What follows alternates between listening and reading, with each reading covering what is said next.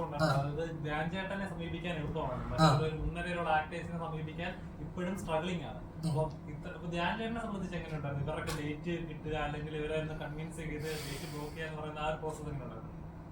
അത് ഞാനിപ്പോ ഈ കഴിഞ്ഞ 3 മാസങ്ങളായിട്ട് ഞാൻ അതാണ് ചെയ്തുകൊണ്ടിരിക്കുന്നത്. അതിപ്പോ ഒരു മൾട്ടിപ്പിൾ സിനിമകൾ, 3-4 സിനിമകളായതൊക്കെ തന്നെ അവരുടെയൊക്കെ സമയവും, കാരണം ഒന്ന് അവരുടെ തിരക്കും അവരുടെ ഷൂട്ടും ഒക്കെ നമ്മൾ നോക്കണം. അപ്പൊ നമ്മള് മൾട്ടിപ്പിൾ പ്രോജക്ട്സ് ആണ് നമ്മൾ ലോഞ്ച് ചെയ്യാന്ന് വെച്ചത്. ഞാൻ അച്ഛന്റെ പിറന്നാളിന് ലോഞ്ച് ചെയ്യാന്ന് വെച്ചാൽ April 4. പിന്നെ അത് ഇലക്ഷനും ഇതും പരിപാടികളൊക്കെ ഉള്ളത് കൊണ്ടൊക്കെ നീട്ടിവെച്ചു. ഇപ്പൊ ഓഗസ്റ്റിലൊക്കെ ഉള്ളൂ നമ്മള്, ആ സമയമാകുമ്പോഴേ ഉള്ളൂ. അടുത്ത വർഷം തുടക്കത്തിലേ ഉള്ളൂ സിനിമ. അപ്പോൾ ലോഞ്ച് ചെയ്തിട്ടും പ്രത്യേകിച്ച് കുറെ സിനിമകൾ ലോഞ്ച് ചെയ്തുകൊണ്ടും വലിയ കാര്യമൊന്നുമില്ല. പിന്നെ നമ്മള് ബാക്കിയുള്ള കാര്യങ്ങളൊക്കെ വെച്ചുകൊണ്ട് നമ്മൾ ചെയ്യാന്ന് വിചാരിച്ചു. എല്ലാം പല പല ഡയറക്ടേഴ്സ് നമ്മുടെ കൂടെയുള്ള തന്നെയുള്ള പലരുടെയൊക്കെ സിനിമ.